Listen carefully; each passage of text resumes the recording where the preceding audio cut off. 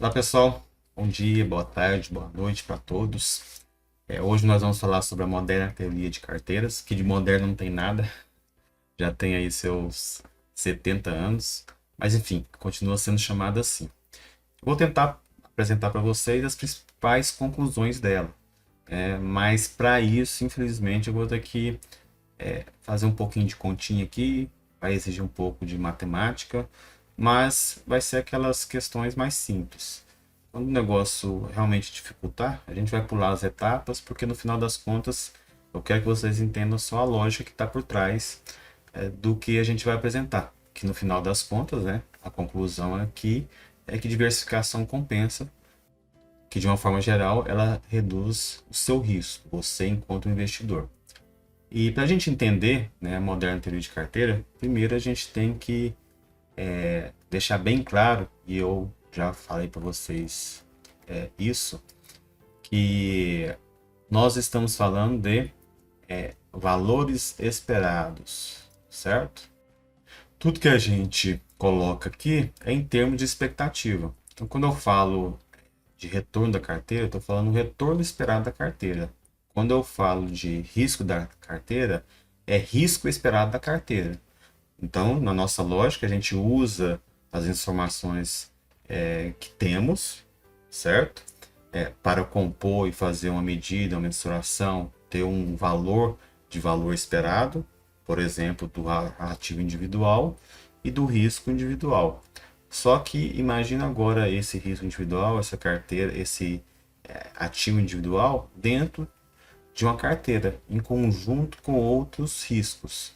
Então você tem diversos valores esperados individuais.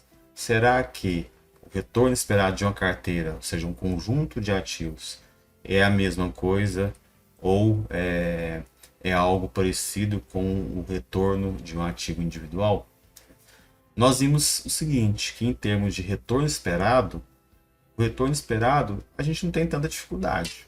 A gente tem tanta dificuldade. A gente viu lá que o retorno esperado de uma carteira nada mais é do que a média ponderada dos retornos individuais.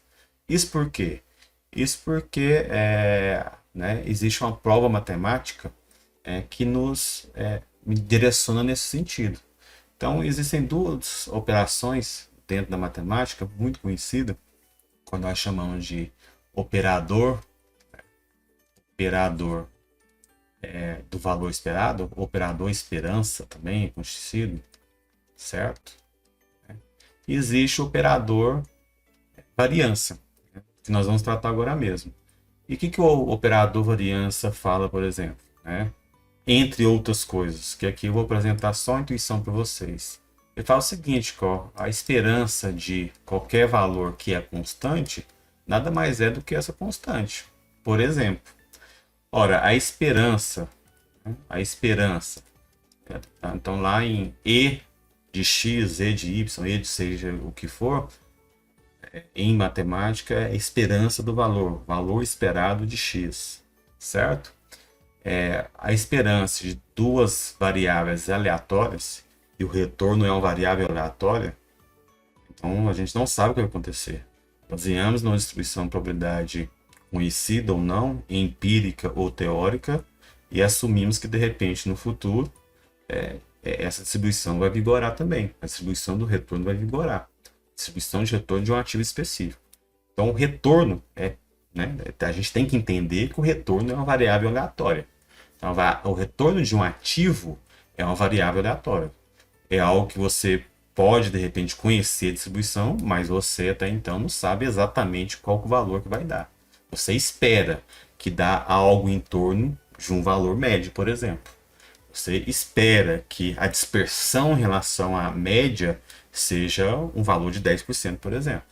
Então você não sabe exatamente o que vai acontecer. Então, esse tipo de situação requer que a gente faça a operação, né, de esperança a partir da assunção que as variáveis do retorno, desculpa, que as distribuições do retorno são aleatórias. Segue um processo gerador que você pode conhecer ou não, mas que é aleatório. Certo? Então vamos imaginar que, né, que duas variáveis aleatórias, em estatística, o tio acima da variável significa que aquela variável é aleatória, né?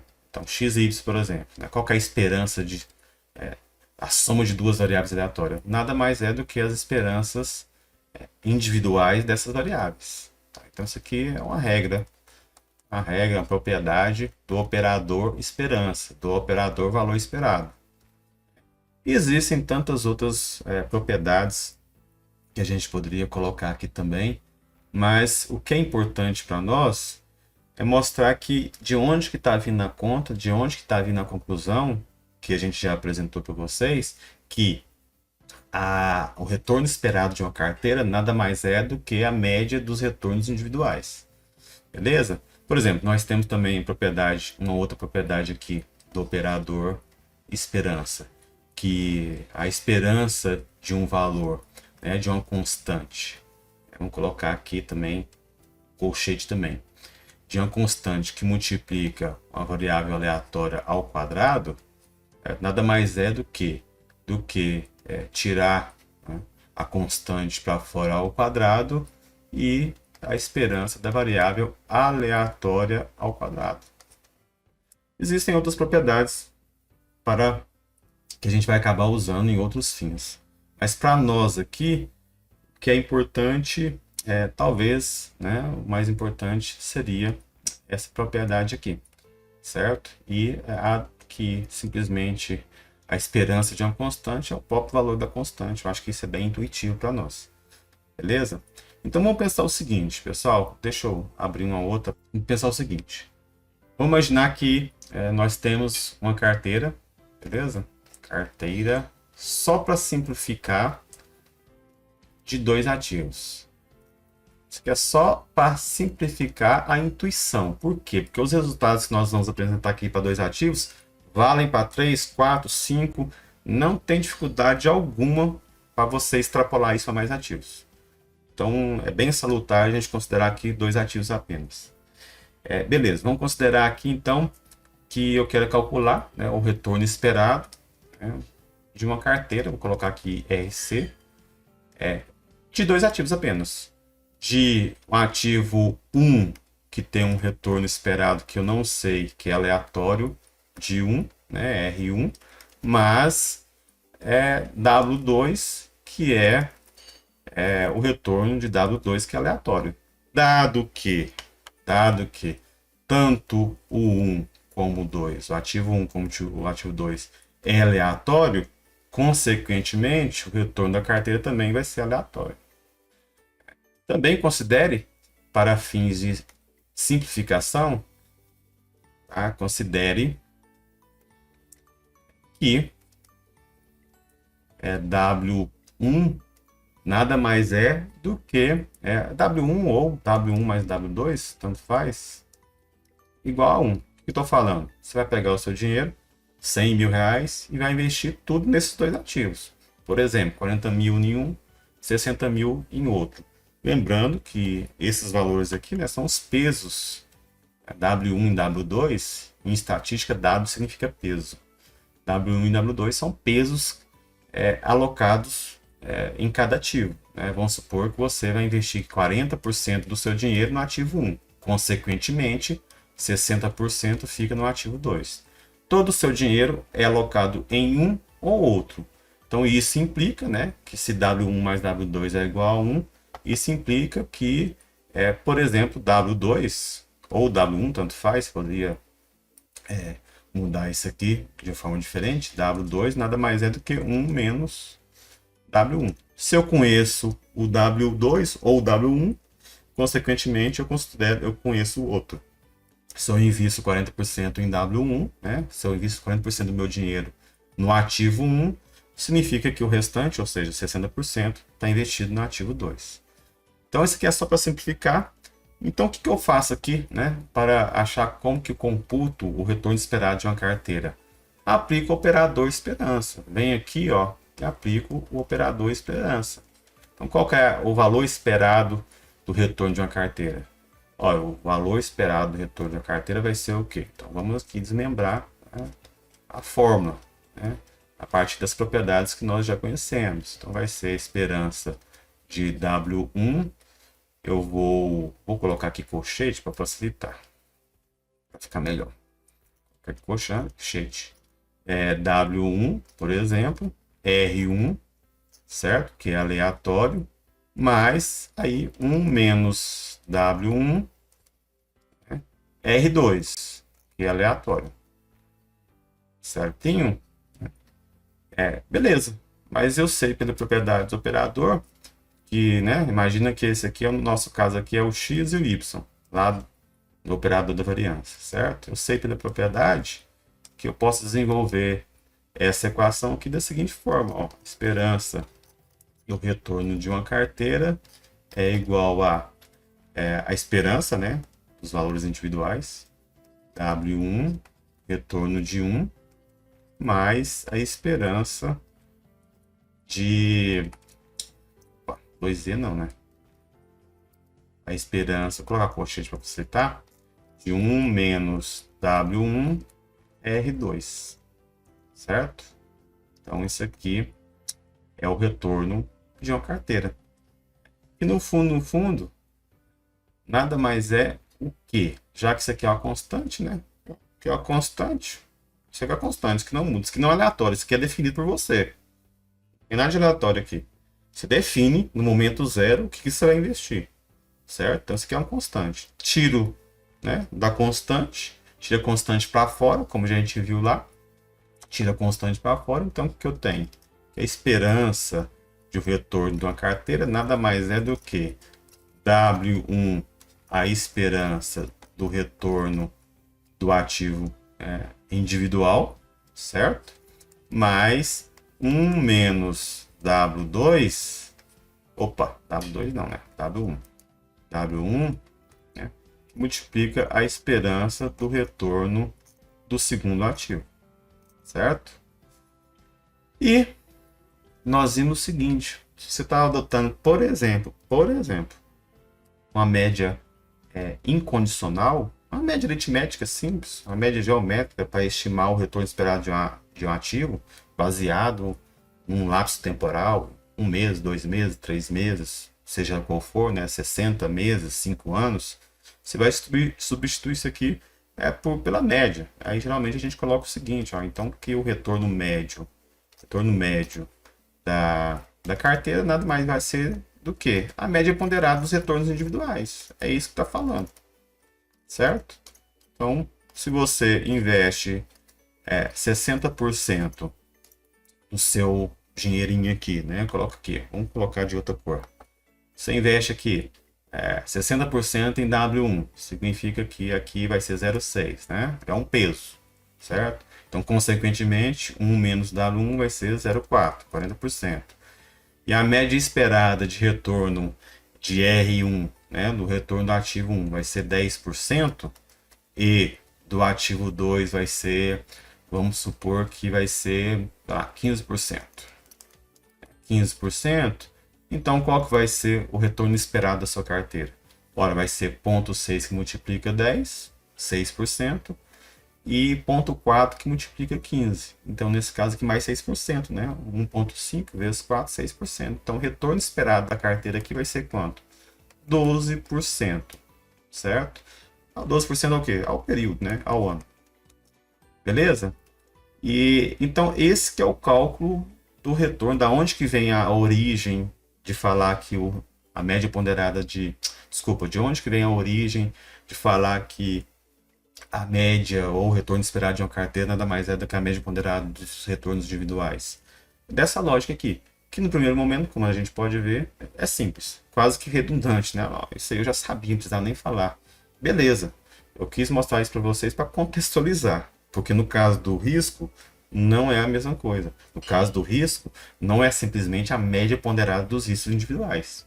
Por quê? Porque vai depender da correlação entre os ativos. Depende da dependência que os ativos têm entre eles, certo? Isso aqui para duas carteiras. E para três, mesma lógica, não muda nada. Então, em vez da gente ter um W1, R1 aqui, um W2, R2, temos um W3, R3. 30% num investimento, 40% no outro e outro 30% em outro, certo? Não muda em nada. O que a gente pode falar, né, em termos de generalização, é o seguinte, ó. Então, um retorno de uma carteira, deixa eu trocar a cor aqui. Então, o retorno de uma carteira vai ser simplesmente, né, a média ponderada. A média ponderada, né, de N ativos, de né, de 1 até N, né, XI, tantos ativos necessários, e o retornos. O XI aqui, na verdade, é o WI, né, gente? Aqui o XI é WI. WI é do ativo I, certo? Dos retornos individuais. Então, isso aqui é a generalização dessa forma aqui, ó. Para N ativo é a média ponderada dos ativos individuais. Agora, quando a gente está trabalhando isso de forma algébrica, no Excel, por exemplo, ou mesmo quando a gente está programando e fazendo, né, um software para calcular toda essa questão aqui, a gente acaba usando a forma matricial, viu? A forma matricial, ela é bem mais tranquila da gente aplicar, utilizar, e quem usa no Excel no dia a dia aí vai estar antenado e vai entender o que eu estou falando. É o seguinte, né? Na forma matricial, você pega, né, o retorno, o valor esperado de uma carteira, ou o retorno médio de uma carteira, nada mais é do que o quê? Ora, é a mesma coisa você pegar. Eu vou colocar na forma matricial para a gente entender melhor. Vamos pegar, você pegar o vetor linha de pesos, peso 1 até o peso N, certo? E multiplicar pelo vetor coluna de retornos, né? O retorno 1 até o retorno N, certo? Até o retorno N. É isso que a gente tem. Então, na forma matricial, simplesmente C igual, né? O retorno médio, vamos colocar aqui, né? Já que tem plano de média, o valor esperado. Vetor linha de retornos multiplicado pelo vetor matriz transposta dos pesos. Então, na forma matricial, é isso que nós temos. Então, vejam bem, a média ponderada. Não tem complicação nenhuma. A própria intuição já me falava que era assim, né? Que simplesmente o retorno esperado de uma carteira nada mais é do que você pegar o retorno esperado de cada ativo e achar a média ponderada. Ver quanto que ele representa, né? Cada ativo representa na carteira e colocar isso como um peso. Beleza? Mas o risco? O risco a gente vai ver que não é bem assim. Pessoal, e agora então, em relação ao risco? Será que é a mesma coisa? Como eu já adiantei para vocês, né? Não é a mesma coisa, viu? Em relação ao risco de uma carteira não é mais a média ponderada dos riscos dos ativos individuais, tá? Isso por quê? Porque para a gente saber como que é a forma do risco de uma carteira, a gente tem que aplicar, né, o que nós chamamos de operador variância, certo? Operador variância. Lá na retorno esperado a gente aplicou o operador esperança, né? Operador valor esperado. E agora a gente tem que aplicar o operador variância. Por exemplo, a variância, em vez da gente colocar o E de X, a gente vai colocar a variância de X. O que é a variância? É o segundo momento da distribuição. É você pegar o valor médio e ver como que esse valor médio, né, como os valores estão dispersos ao redor desse valor médio. Beleza? A gente fala variância por questões de desenvolvimento de teoria, né, mas na hora de analisar e interpretar, a gente acaba utilizando o quê? A raiz quadrada da variância, né, que é o desvio padrão, certo? Beleza? Mas em termos matemáticos,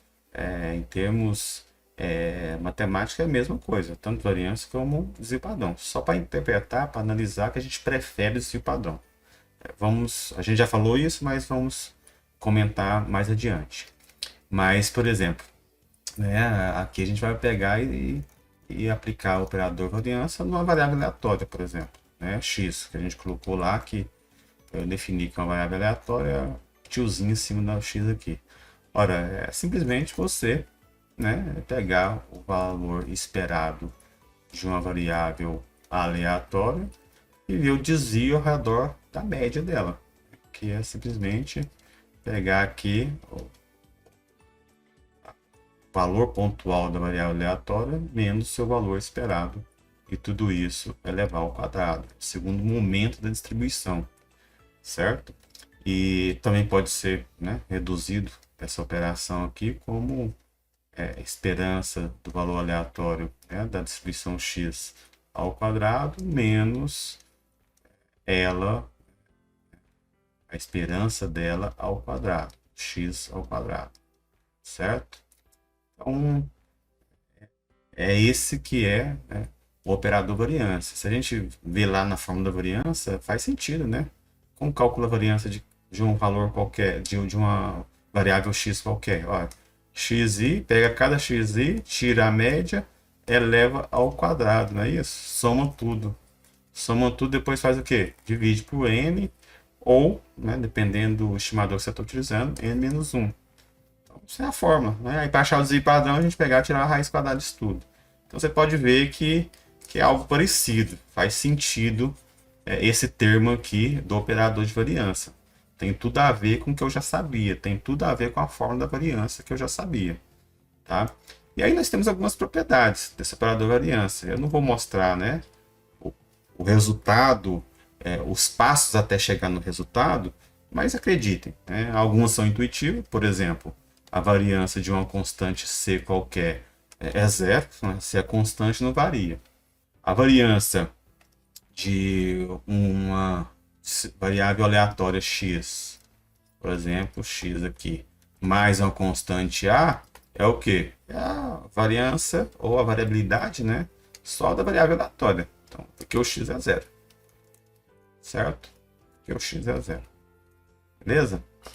E aí nós temos algumas outras propriedades, mas as mais importantes para nós aqui é o seguinte, que se eu tenho a variância de um variável aleatória, só que eu tenho uma constante multiplicando essa variável aleatória, mais um c, pode colocar aqui um c qualquer se você quiser, certo? É o que? Simplesmente eu vou ter que tirar a constante aqui para fora ao quadrado. Então, acreditem, né? Tem uns passos para a gente chegar até aí, mas esse é o resultado final. Então, nada mais é do que o a ao quadrado e a variância do x, né, da variável aleatória x. Esse é o resultado. E aí nós temos, agora, da mesma forma, eu vou apresentar só os resultados, porque o passo até chegar aqui, como eu falei, não vou preocupar vocês com a matemática, que é o seguinte, né, beleza, pode ser que a variabilidade de dois ativos aleatórios, estou falando ativo porque estou falando no contexto do mercado de capitais, né, contexto da carteira, possa ser, talvez, a ponderação dos riscos, mas só numa condição, certo? Então, se a gente tem aqui, ó, a variabilidade de um x aleatório, mais o y também que é aleatório, ele vai ser a soma dos riscos, a soma das variabilidades, desde que, vou colocar aqui, desde que, certo? Desde que esses valores aqui, ó, x e y, vou colocar,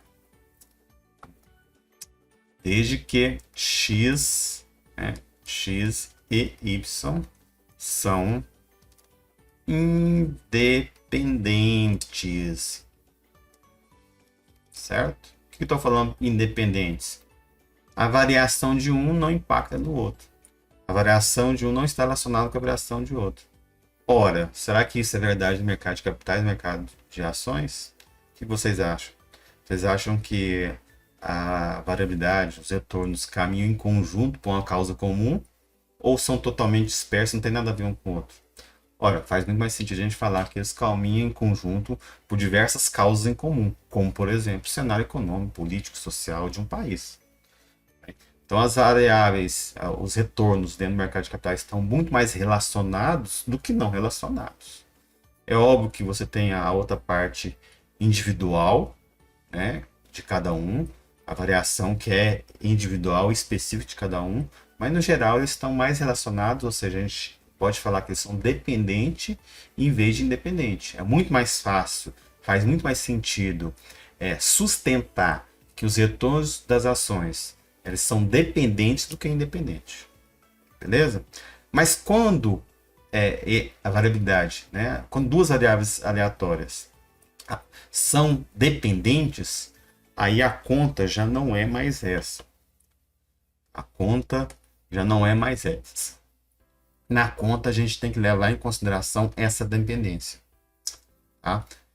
Mais uma vez, né, qual que seria então o resultado? Não vou mostrar o passo até chegar aqui. Não vou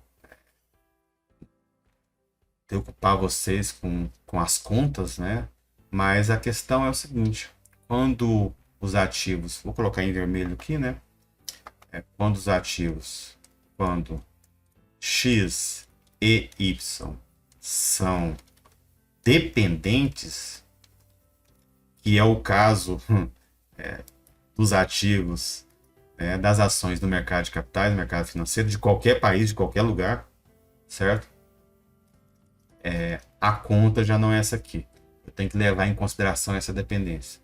E essa dependência, a gente já viu lá na visão estatística, tem um nome. A gente chamou lá de correlação ou covariância. Já que a gente está tratando de variância aqui, eu vou colocar a forma da covariância. Vai transformar isso de forma padronizada em desvio padrão e correlação não é difícil. Vamos ver na sequência.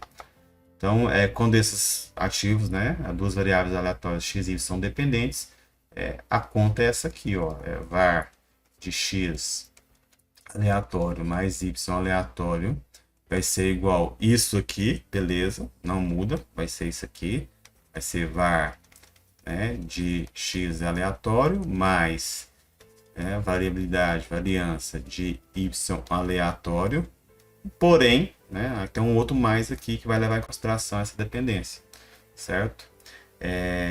Que vai ser duas vezes, acreditem, é isso, viu? Tem uma continha que a gente faz até chegar aqui, mas é isso. A covariância entre x e y.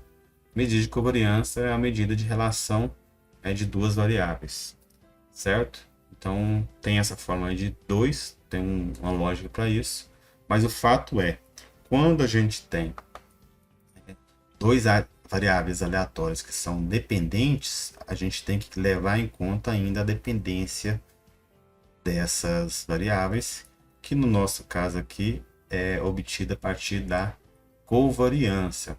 Essa mesma fórmula aqui, pessoal, pode ser escrita na seguinte expressão. Deixa eu salvar aqui e mostrar para vocês. A gente pode padronizar tudo em termos de valor, tudo em termos de desvio padrão. Por quê? Porque esse padrão é mais fácil de interpretar, né, gente? Desvio padrão é mais fácil de interpretar. Então, antes de transformar, né, toda a variabilidade de desvio padrão, vamos colocar aqui, ó. Vamos colocar aqui. Nós temos aqui a var de x mais y. Eu vou retornar aqui. Aquela fórmula é igual a var de x, né, aleatório, mais var de y, que também é aleatório, mas aí a gente viu lá que a fórmula da covariância é o que, gente? A fórmula de covariância, ela pode ser obtida da seguinte forma, ou da correlação, tanto faz, né? Ela pode ser obtida da seguinte forma, a covariância, né, de uma variável qualquer, vou colocar aqui, covariância de uma variável, né, qualquer x com y, por exemplo, nada mais é do que a correlação entre x e y, que multiplica o desvio padrão de x e o desvio padrão de y. Por que é melhor avaliar tudo isso em termos de desvio, de correlação desvio padrão? Por quê? Porque a correlação aqui ela vai entre menos 1, certo? Ela vai entre menos 1, tá? E mais 1. É mais fácil de interpretar. É mais fácil de interpretar. Quanto mais perto de menos 1, maior correlação linear, há de se falar que é linear, certo? Maior correlação linear negativa entre dois ativos, no caso aqui a gente está falando x e y, duas variáveis aleatórias. Quanto mais perto de mais 1, maior correlação linear positiva entre duas variáveis, no caso aqui a gente está falando de retornos, né, entre dois retornos, por exemplo. Então, a correlação, ela é mais... a correlação, em termos matemáticos, é a mesma coisa da covariância, certo? É a coisa da covariância. Só que para fins de interpretação, é melhor usar a correlação. Quando a gente vai desenvolver teoria, aplicar o operador variância, a gente usa covariância. Para quê? para não pegar, ficar levando ao quadrado e depois tirando tudo de uma vez. Então a gente só deixa o negócio ao quadrado. Aí no final, quando a gente acabar as contas, a gente vai lá e tira a raiz, certo? Então essa que é a lógica. Então eu posso colocar aqui também da seguinte forma, eu posso colocar aqui que a fórmula da covariância, em vez de colocar duas vezes lá, né, a covariância, eu vou colocar aqui duas vezes a correlação de x e y, o desvio padrão de x e y, beleza? Desvio padrão de x e y. Pronto, facilita a minha vida aqui, porque agora eu tenho uma medida de mensuração de relação entre dois ativos mais fácil de interpretar, que vai entre -1 e 1. E é da mesma forma, depois a gente acaba fazendo isso para a variância, né? A gente tira a raiz aqui, aí a gente tem a medida do desvio padrão, tá? Beleza, então entendido a lógica do operado variância, né, que mostra que, na verdade, a variância de duas variáveis aleatórias, da soma de duas variáveis aleatórias, não é necessariamente a variância individual de cada variável aleatória, mas você tem que levar em consideração a relação entre eles. Como que seria, então, o cálculo do risco de uma carteira? Ora, o cálculo de risco de uma carteira vai seguir a mesma lógica, né? Vai seguir a mesma lógica. Se a gente tem aqui, né, vamos colocar... Aí eu também vou eliminar alguns passos, a gente vai lá no final, porque até a gente percebeu que qual que é a lógica, né? Esse que é o principal intuito. Se a gente tem aqui, vamos colocar aqui que a variância, ainda é a variância, depois a gente transforma em padrão. Variância ou risco de uma carteira vai ser o quê? O que eu invisto em um ativo, mais o seu peso, né? Ou seja, o que eu invisto em um ativo, que é o peso, que multiplica o retorno, mais, né, o peso do outro ativo e o retorno esperado daquele outro ativo. Lembrando, né, só lembrando o seguinte, que considere aqui ainda, dois ativos na carteira. Dois ativos. A dedução para dois ativos, assim como no retorno, é a mesma para N ativos. Só muda como a gente calcula, mas a lógica é a mesma. A gente viu lá que no retorno, beleza, quando eu tenho N ativos, melhor usar a matriz em vez de álgebra. Então, você pega lá o vetor linha dos pesos e multiplica o vetor coluna dos retornos, certo? Aqui a lógica é essa também. Só que quando eu expando para N ativos, é melhor usar matrizes. E no final das contas, a intuição permanece para dois ativos ou três ativos. Até porque?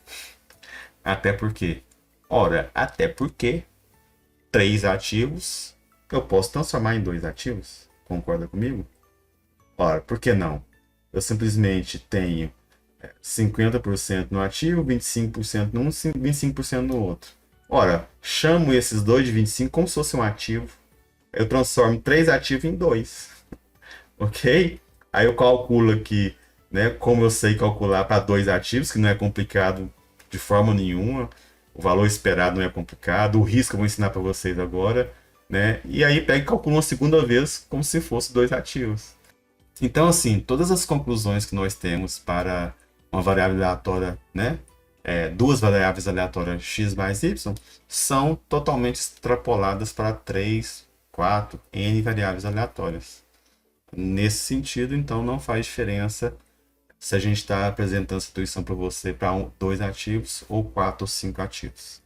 Beleza, então vamos considerar aqui que a gente vai aplicar, então, deixa eu colocar aqui antes aqui, só para a gente padronizar. Para não complicar. Eu chamei aqui de var, né? Depois eu transformo em sigma, que a gente está acostumado a chamar sigma de risco, de desvio padrão, enfim.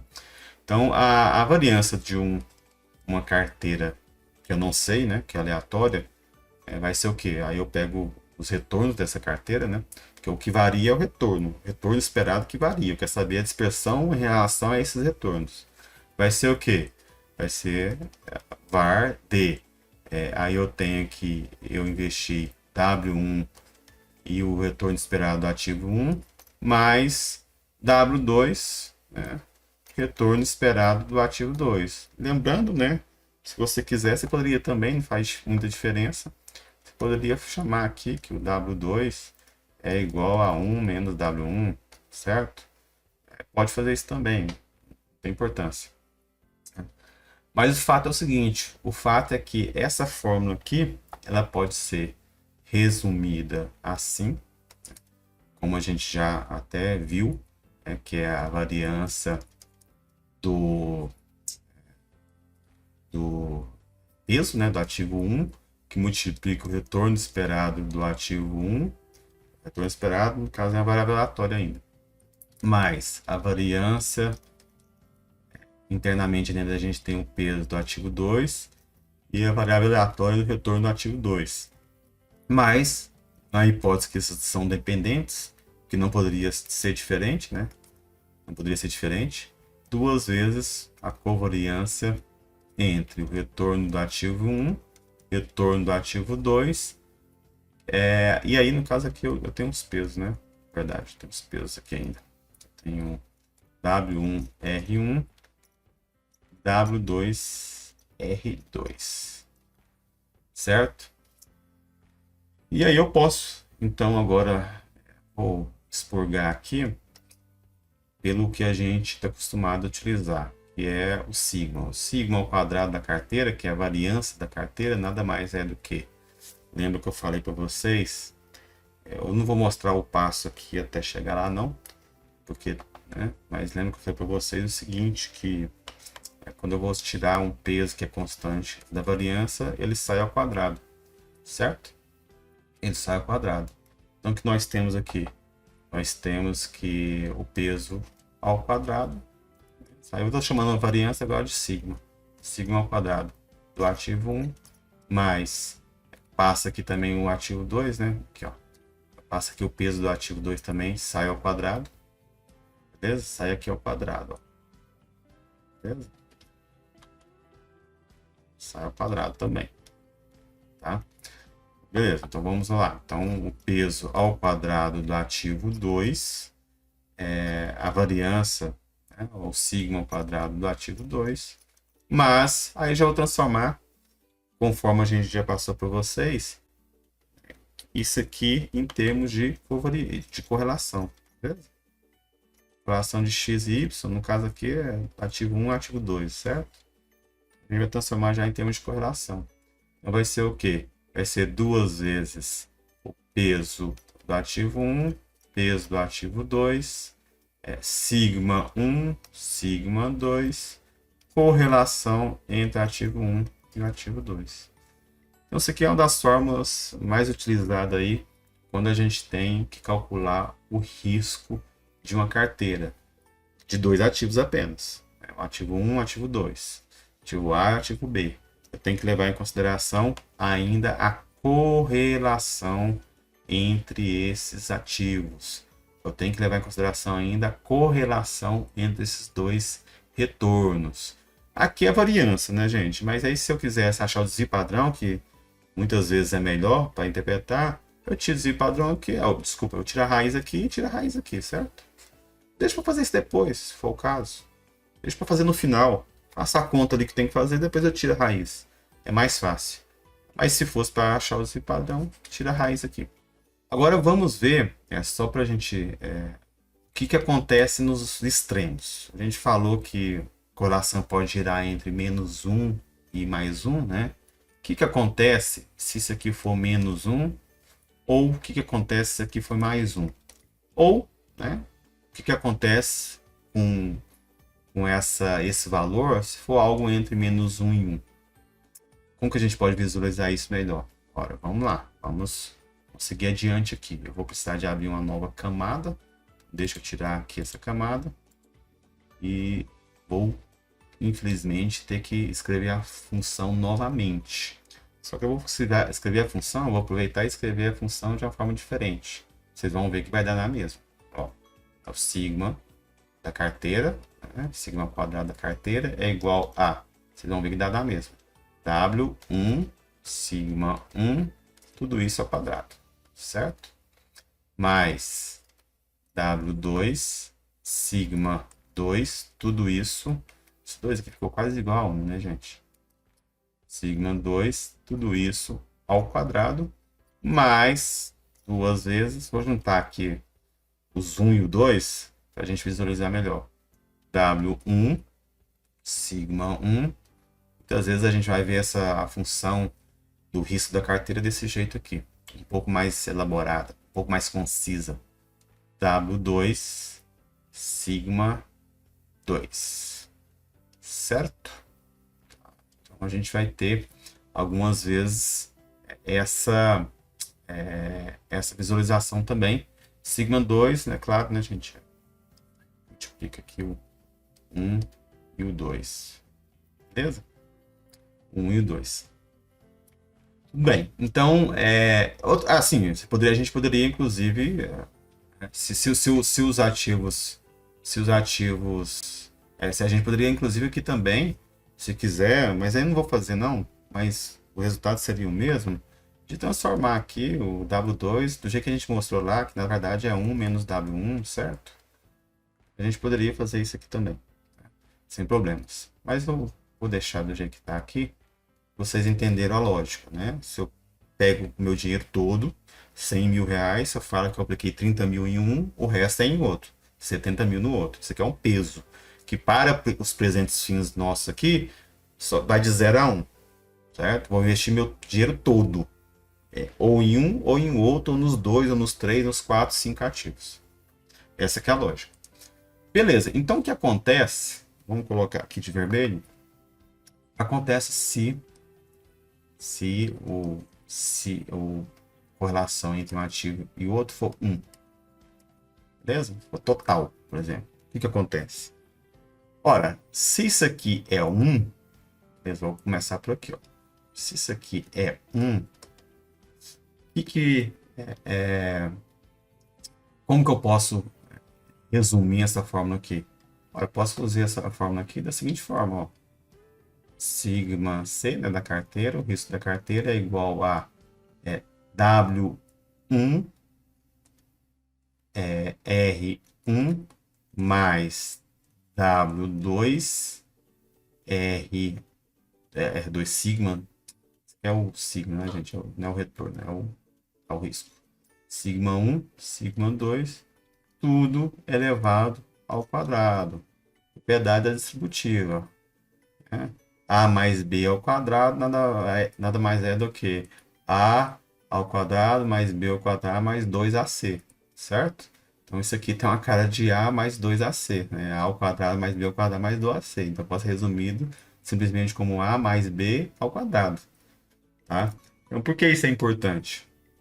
Pelo seguinte, agora vamos, né? Só para facilitar mais ainda a vida, olha só.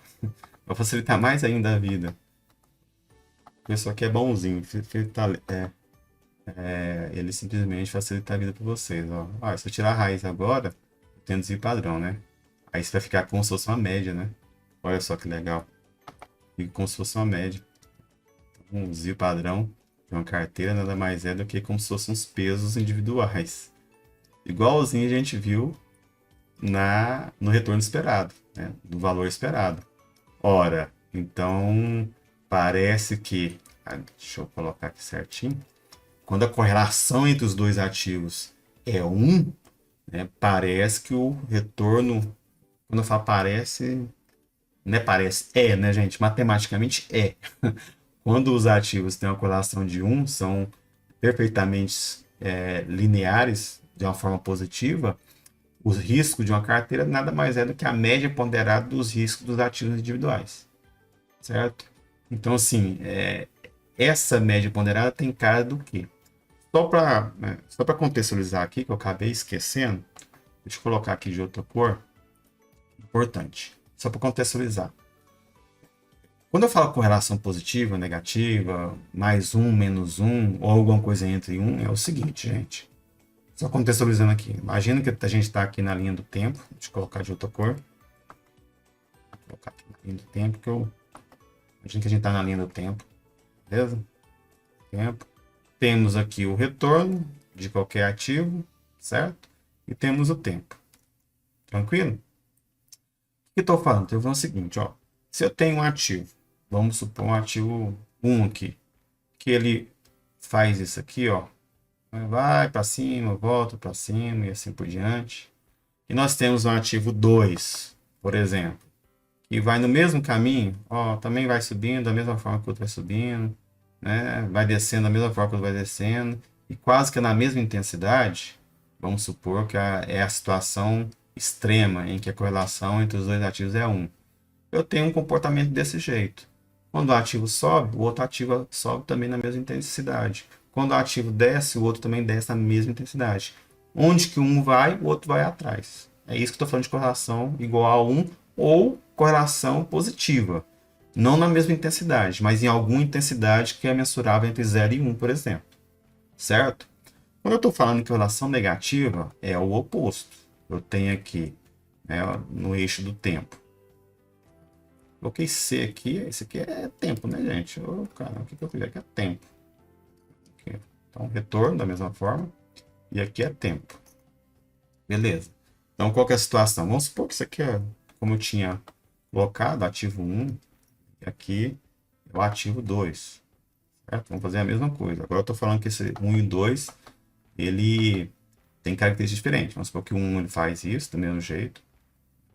Se eu estou falando que a correlação ela é negativa, vamos supor o extremo, menos 1, certo? Vai acontecer um pouco diferente. Vai acontecer agora que enquanto um está subindo, o outro está descendo. Enquanto o outro está descendo, o outro está subindo. Certo? Ah, professor, você abaixou o zero? Pode, pode. Não tem importância não. Pode. Aí está acontecendo, ó. Enquanto um está subindo, o outro está descendo. Então, esse caso aqui é um caso de correlação negativa. Vamos imaginar que é menos 1, né, gente? Pelo gráfico, não sei se é menos 1. Mas vamos supor que aqui a correlação entre o x1 e o x2 é igual a menos 1, certo? Isso indica o seguinte, quando um está subindo numa intensidade, o outro está descendo na mesma intensidade. E vice-versa. Se não é menos 1, mas é algo entre menos 1 e 0, eles estão subindo numa intensidade, não que é perfeita, mas em alguma intensidade que eu posso mensurar aqui. Beleza? Então, esses são dois casos extremos. É óbvio que na prática nenhum ativo ele está de forma totalmente positiva relacionado com o outro e totalmente negativa relacionado com o outro. Sempre está em alguma intensidade geralmente positiva, né? É muito difícil você achar na prática dois ativos que um caminha para um lado e o outro caminha para o outro. Que seria bom, viu? A gente vai concluir aqui que quanto mais negativo seria bom para reduzir o risco da carteira. Beleza? Então, assim, feita essa contextualização, e o que eu estou falando? Estou falando o seguinte, ó. Então, vamos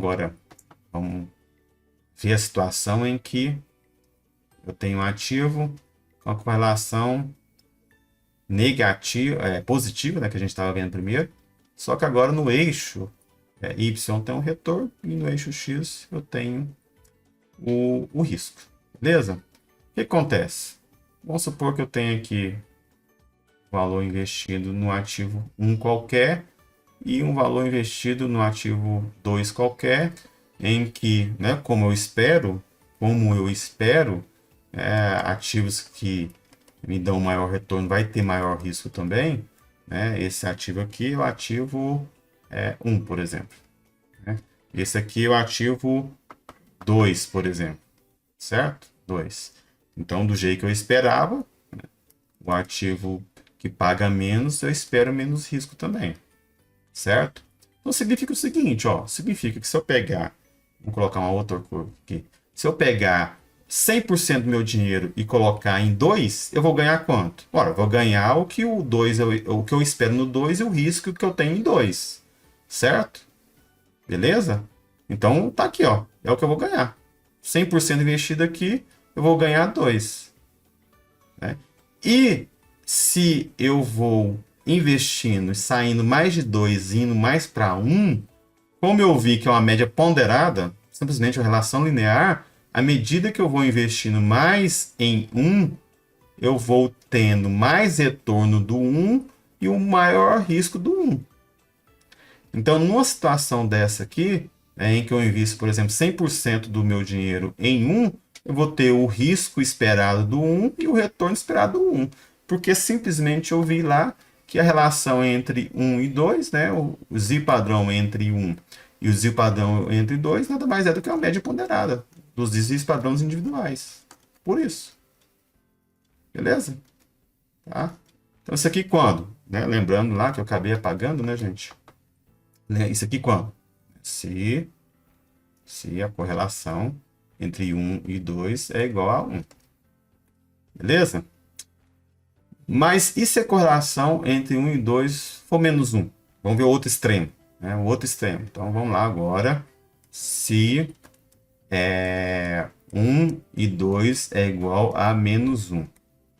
Então, pessoal, se a correlação for menos 1, como que eu posso entender graficamente a relação, né, entre o que investe no ativo 1 e no ativo 2 e o risco e retorno desses ativos? Desculpa, desses ativos não, né, da carteira formada por esses dois ativos.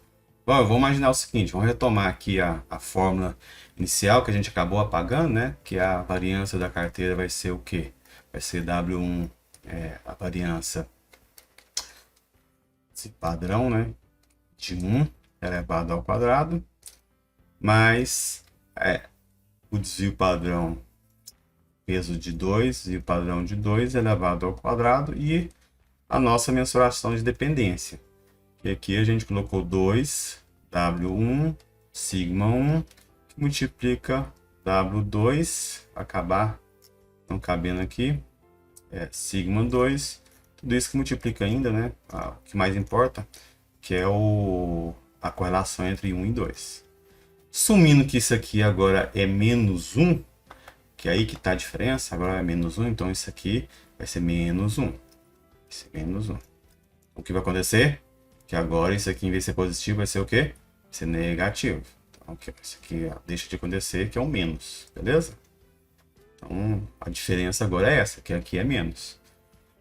Quando aqui é menos, aquela fórmula lá que da distributiva A mais B ao quadrado, que a gente sabe que é A ao quadrado, mais B ao quadrado, mais 2 vezes AB, muda, né?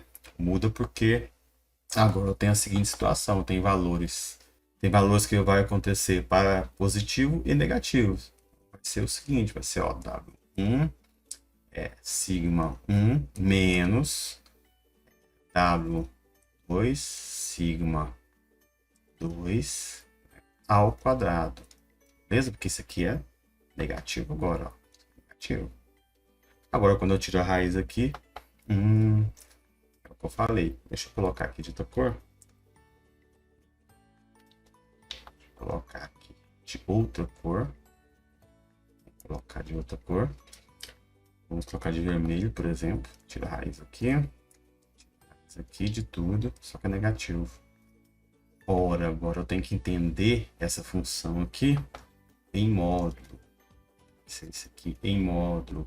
Isso é sigma 1. Peso 1, W1, sigma 1, menos peso de 2, sigma 2, módulo. Então, eu tenho uma função que ela é para o lado positivo, né? E para o lado negativo, certo? Módulo, lado positivo e negativo, que a gente tem que entender. Então, quando a gente tem uma função dessa forma aqui, o que nós vamos ter? Nós vamos ter essa figura aqui, ó. Vamos ter essa figura aqui. Vou colocar aqui no eixo X o sigma, no eixo Y o retorno. A mesma situação, tem 1 e 2, então vou investir 1 e 2, agora a hipótese é outra. Agora a hipótese que esses ativos são colinierados de forma negativa, com densidade menos 1, certo? O que eu tenho? Ora, eu tenho essa figura aqui, ó. Tem essa figura aqui, que é a figura de uma que a gente tem quando a gente tem módulo, certo? Então significa, deixa eu colocar só outra cor aqui, que eu tô bananando as cores aqui. Beleza, tem isso aqui, ó. Eu vou ter investimento, à medida que eu vou investindo no ativo 1, se eu investir totalmente no ativo, aqui é o 2, né, gente? Eu chamei de 2, ativo 2. E aqui eu chamei de ativo 1, vamos padronizar. Vamos padronizar e deixar os mesmos valores. Os mesmos nomes, ativo 1. Certo? Então, da mesma forma, né? Espero ganhar mais em 1 e ter maior risco em 1. Espero ganhar menos em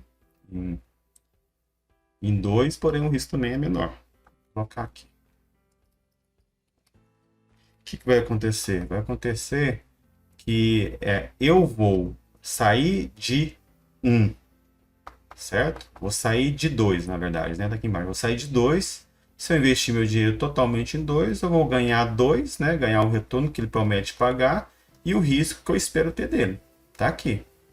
Vamos quiser colocar valores aqui, 10%, e aqui em cima 15%, fica à vontade. Mas à medida que eu vou investindo mais em um, devido à correlação que existe entre esse ativo, os dois ativos, eu vou, em vez de aumentar o risco, eu vou diminuir o risco, certo? Só que eu vou diminuir esse risco até um limite de zero. Então o que vai acontecer? Quando eu vou aumentando a minha participação em um, eu vou ter uma função modular. Essa aqui é uma função modular, certo? Função modular. Eu vou ter um ponto aqui que o risco é zero. Beleza? Mas a gente sabe que nem sempre é assim, né? Nem sempre não, né? Nunca é assim. Ou a correlação entre os dois ativos é 1 ou menos 1. Não. É alguma coisa entre 0 e 1. Tá? Alguma coisa entre 0 e 1 fica até mais fácil de a gente visualizar, né? Por que fica mais fácil da gente visualizar? Ora, porque a função vai ser uma elipse. Se a gente perceber, isso aqui, ó, essa função final, aí a gente pode até tirar aqui, não precisa nem tirar a gente nem precisa tirar aqui a raiz. Olha, isso aqui é uma função elipse. O valor de A mais B ou menos B, dependendo se é menos, menos ou mais, no caso da correlação, vai ser o quê? Vai ser uma elipse. Vai ser uma elipse. Certo? Então, o que acontece? Acontece que o gráfico típico mais comum que você vai encontrar, pode pegar e plotar isso lá no Excel, vocês vão encontrar simplesmente essa forma de gráfico, vai ser o quê? Vai ser esse aqui, ó. Vamos supor também da mesma forma, que nós temos aqui um ativo 1, beleza? E um ativo 2. Ativo 2. Simplesmente vou ter um gráfico desse jeito aqui, ó. Uma elipse. Tá ruim, tá bom não? Gráfico dessa forma aqui. Esse gráfico dessa forma aqui está me indicando o quê? Está me indicando que à medida que eu saio, vou colocar aqui, à medida que eu saio do ativo 2, vou investindo mais no ativo 1, eu vou ganhando mais, porque o 1 me dá um maior retorno, e em vez de eu aumentar o risco, porque o retorno, porque o risco do 1 também ele é maior, eu vou diminuindo o risco. Eu diminuo o risco até um ponto mínimo aqui, ó. Só que a partir do qual a proporção que eu vou investir no ativo 1 vai aumentando, aí o risco não reduz mais, ele passa a aumentar, certo? Ele passa a aumentar. Então, essa curva aqui, característica, né, de uma carteira, de um risco de uma carteira com dois ativos, é a que prevalece na prática. Como a gente pode perceber aqui, ó, essa função é uma elipse. Que função que eu estou falando? A função do risco em relação aos pesos, certo? A função do risco da carteira em relação aos pesos e os riscos dos ativos individuais. Ela é uma elipse. E a gente sabe pela geometria que a elipse tem uma cara dessa aqui, ó, certo? Ela tem uma cara dessa forma aqui. Isso que nós vamos encontrar na prática. É uma função desse jeito, em que você tem, como a gente pode visualizar e temos a intuição, em que você tem um ponto aqui que ele é o mínimo possível. E essa é a sacada da teoria de carteiras. Você consegue montar uma carteira com ativos que tenha riscos diferentes, um maior que o outro, beleza? Um maior que o outro. Mas devido à correlação entre eles, devido à relação que existe entre eles, certo? Ter um retorno maior, olha aqui o retorno aumentando, ter um retorno maior com um menor risco. Essa que é a sacada de Markowitz, né? Markowitz foi o que propôs a teoria da carteira. Foi prêmio Nobel de 97, se não me engano. Então, você vê qual que é a importância dessa lógica e dessa intuição que pode que a gente apresentou aqui. Pode ser sim para alguns, fazer sentido para você, já desde muito tempo. Você já ouviu falar há muito tempo isso, não já? Ah, quando você era criança, você já ouvia falar que não podia colocar os ovos na mesma cesta? Então, qual que é a intuição por trás? Olha, que você cair, quebra, de repente, só pro lado você caiu, os outros ficam inteiros ainda, né? Então, essa é a lógica. Né?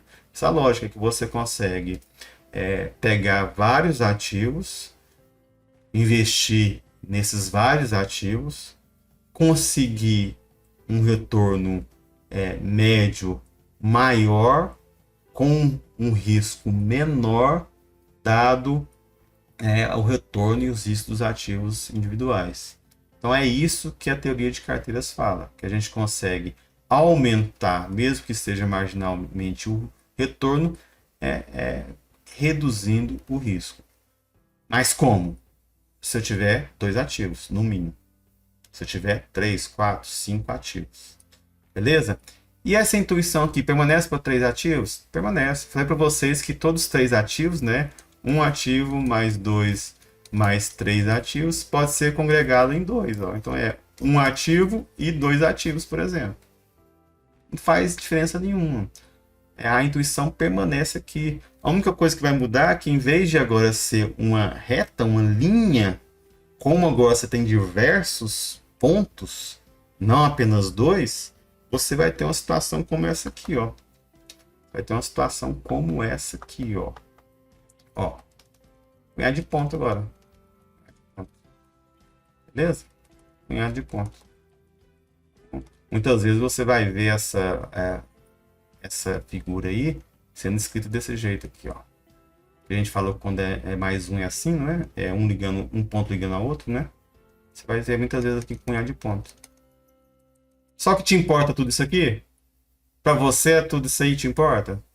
Ah, não faz menos sentido, né, gente? O que não faz menos sentido? Não faz menos sentido o fato dessas carteiras aqui, ó. Olha só. Deixa eu colocar uma outra cor que eu não usei ainda. Por exemplo, essa aqui. Ora, não faz muito sentido essa carteira aqui, ó. Tudo que é para baixo aqui... Não, deixa eu melhorar isso aqui, não tá bom, não. Vou colocar aqui uma linha. Meia grossinha. Ora, tudo que é para baixo aqui, para mim não interessa. Né? Para mim não interessa. Por que para mim não interessa? Ora, porque não faz sentido nenhum eu investir nessa carteira aqui, ó. Faz sentido nenhum investir nessa carteira aqui, ó. Essa carteira. Ora, por que não faz sentido nenhum eu investir nessa carteira? Ora, se eu consigo formar uma outra carteira, certo? Para me dar o mesmo risco com retorno maior, não faz sentido nenhum analisar e avaliar essas carteiras aqui abaixo da linha roxa. Por isso que muitas vezes eu avalio e considero apenas as carteiras nessa linha superior aqui, ó. Nessa linha superior, acima da roxa. Essas carteiras aqui, inclusive essas de baixo também não faz sentido, né? Porque você tem você tem uma carteira aqui, ó. Ó, eu que não sou bobo nem nada, sei fazer continha, tem todas as informações disponíveis, conheço a teoria de carteiras, e eu não sou bobo nem nada, vou formar uma carteira que é essa aqui, para ganhar um retorno maior com o mesmo risco. Então essas carteiras abaixo aqui acaba a gente desconsiderando. Essas carteiras aqui vou colocar de outra cor. Então a gente acaba desconsiderando essas carteiras aqui abaixo, ó, dessa linha. Beleza? A gente acaba desconsiderando. Um X aqui, ó. X. Elas são um conjunto de oportunidade. Tudo é oportunidade. Tudo você pode construir. São todas carteiras que você pode construir. 1, 2 ativos. Aqui eu estou falando de 3 ativos ou mais, né? Todas são carteiras que você pode construir. 3, 4, 5 ativos, tanto faz. Só que nenhuma interessa para você do ponto de vista racional. Porque te interessa só aquela que está no limite da curva ali. Na superior, ou seja, que tangencia, né, que está sobre a curva. Essa curva aqui é uma curva muito famosa, que vocês já ouviram falar em algum momento, que nós chamamos de fronteira eficiente. Certo, pessoas? Essa é a lógica, a intuição por trás da teoria de carteiras. Do ponto de vista algébrico, quando você tem dois ativos, você pode usar essa fórmula que eu apresentei para vocês aqui. Tranquilo.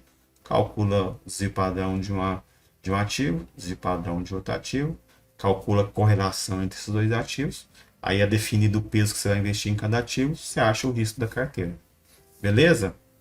Agora, quando você tem mais ativos, mais uma vez a gente recorre à matriz. Vamos colocar aqui, ó, seria uma nova camada. E aí, quando eu tenho mais de dois ativos, eu venho aqui e uso essa função aqui, ó. Vamos colocar em termos de covariância, viu, gente? Em termos de variância. Depois, no final, é só tirar a raiz quadrada. A gente acha o desvio padrão. Então, a variância de uma carteira, o risco de uma carteira vai ser o quê? Olha, vai ser a linha, o vetor linha de pesos. Imaginar que esses pesos aqui são N pesos, N ativos.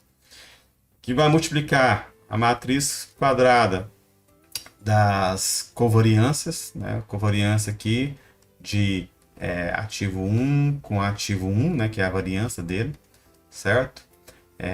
Aí nós temos aqui a covariância do ativo 1 com ativo 2 e assim por diante. Covariância do ativo 1 com ativo N, beleza? E nós temos também, da mesma forma, a covariância aqui, até o ativo N, a variância do ativo 1, beleza? Contra o ativo N contra o ativo 1, né? Ativo N, vou colocar aqui, variância do ativo N contra o ativo 1, que o 1 permanece. Aí nós temos aqui na diagonal sempre a variância, ou simplesmente a covariância de x com x é a variância de x. Então, pode colocar aqui, covariância de R2 com R2, ou simplesmente a variância de R2 e assim por diante. Até achar a covariância de Rn por Rn, beleza? Ou a variância de Rn, tanto faz. Vocês entenderam? Eu tenho que achar os pares das covariâncias, certo? Tem que achar os pares das covariâncias. Então, eu tenho uma matriz quadrada de N por N. Beleza? Então, isso aqui a gente pode nem fechar o colchete, né? Porque isso aqui é até N. Certo? Até N. Até lá embaixo. Tá? Então, então a gente tem uma matriz de N por N. Beleza?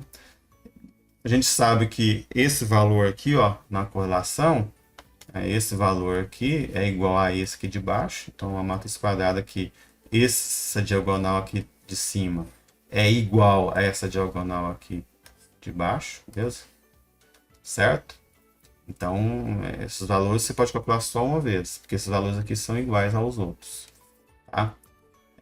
Que multiplica o quê? Que multiplica os pesos, só que agora de forma transposta. Certo? Que é o W1, até W N, certo? Então, e aí tem como eu também transformar essas fórmulas aqui, tem como transformar essa sorte de covariância em correlação também, sem problemas, correlação de 1 com 2. Mas acaba que na hora de calcular a gente não faz isso não, porque é mais fácil você achar a covariância e tirar a raiz no final, certo? Então, a gente acaba não fazendo isso. Então, quando eu tenho N ativos, basta usar o recurso matricial, né? Agora, a grande questão é quando eu quero achar aquele ponto de mínimo lá, lembram? Né? Lembram que eu tinha aqui vamos lá, vamos colocar de novo aqui, tentar colocar na mesma camada. Vamos lá, só lembrando lá que eu tenho aqui 1, 2, eu tinha aqui essa figura. Muitas vezes eu quero saber, ó, esse ponto aqui, ó. Quero saber esse ponto aqui, ó. Esse ponto aqui é um ponto muito importante. Nós chamamos de carteira de variância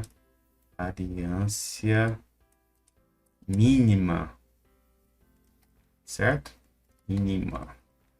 Esse ponto é um ponto muito importante. Ora, em termos de álgebra, a gente sabe como construir esse ponto. A gente lembra lá, a gente estudou derivada integral, Quando eu quero achar o ponto de mínimo de uma função, o ponto de máximo da função, o que eu vou fazer? Vou derivar o y em relação ao x igual a zero. Eu tenho lá os fatores, né, de suficiência. Então, se a segunda derivada é negativa ou é positiva, aí eu sei se é ponto de máximo ou mínimo, enfim. Mas não vou entrar nessa função. Não, desculpa, mas não vou entrar nessa questão. O fato é, se eu derivar, né, se eu derivar aqui, vou colocar aqui, ó, derivar a minha, né, no caso eu estou achando aqui, eu quero achar o risco. Meu risco em relação, por exemplo, a apenas um peso. O peso de 1. Vou colocar W aqui porque a gente sabe, se a gente sabe o W, eu sei o outro W. Então, W, né? Aí você pode achar aqui, por exemplo, em relação ao W1, por exemplo. Certo? Igualar a zero, eu tenho o ponto de mínimo. Aqui eu provo que é o ponto de mínimo. Até então eu não sei, mas depois eu tenho que provar. Mas eu tenho um ponto de mínimo. E aí, fazendo essa conta, não vou fazer com vocês, não vou fazer com vocês, eu tenho essa função aqui, ó. Aqui, mais uma vez, né? Só considere aqui, só para facilitar a nossa vida. Considere 2 ativos por enquanto, beleza? 2 ativos. Aqui, 2 ativos. Beleza, então o que vai acontecer? Quando eu tenho 2 ativos, a fórmula vai ser o seguinte, né? Isso aqui é do ativo. Vamos supor que aqui é em relação ao ativo o W1, viu? Eu posso achar a função em relação aqui, já que eu tenho 2 ativos, eu posso achar a derivada em relação ao W1 e em relação ao W2. Mas, por analogia, você sabe um, você sabe o outro, certo? Então, nós temos aqui que é o risco de 2 menos o sigma de 1, que multiplica o sigma de 2, que é o desvio padrão, a correlação entre 1 e 2. Tudo isso eu divido, tudo isso aqui, sigma de 1 ao quadrado, mais sigma de 2 ao quadrado, menos 2 vezes sigma de 1 ainda. Eu costumo colocar a correlação no final.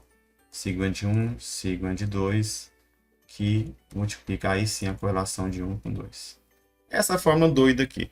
Essa coisa doida aqui que a gente não precisa decorar, é óbvio.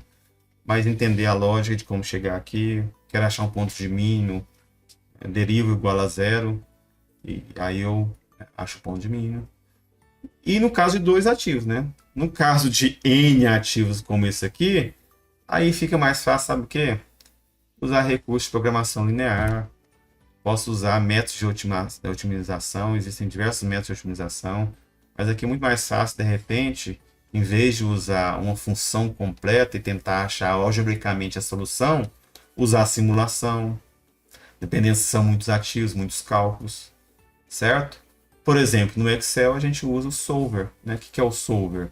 O solver usa a programação linear para a gente fazer os cálculos, achar os cálculos de função de mínimo e função de máximo. Beleza? Função ótima, né? Qualquer valor ótimo que você quiser, valor que você quer buscar. Bem, pessoal, então essa é a contextualização da teoria de carteiras. Sei que ficou denso aí, mas essa lógica que é importante para nós, né? O que essa lógica nos diz?